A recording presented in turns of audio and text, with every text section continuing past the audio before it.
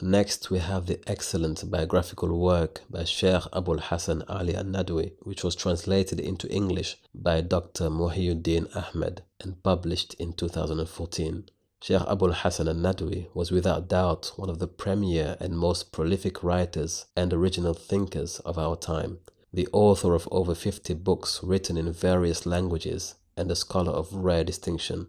This book is a testament to the fact that the seerah of Prophet Muhammad remains a timeless treasure from which an endless stream of wisdom can be derived. The author has been very observant and considerate of modern academic research techniques and methodology, ensuring that the book remains compatible with the highest literary standards in this field. This is of great importance to researchers and students alike, because it provides the intellectual basis upon which to build solid and convincing counter-arguments for the growing number of critical assaults leveled towards the biography of the Prophet Muhammad sallallahu alaihi wasallam.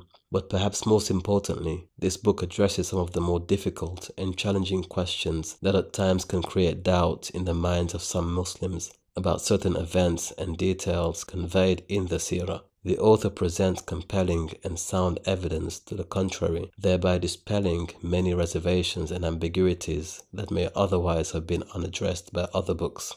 Overall, this is a highly recommended piece of literary work. I also love the title given to this, as it evokes the core principles of mercy and compassion that we find so lacking in our modern existence.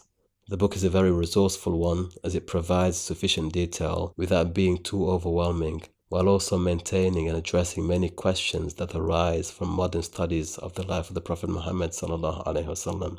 Finally, we should also note that this book is currently being used as a study guide for university level courses around the world. It is certainly one for the serious students of knowledge.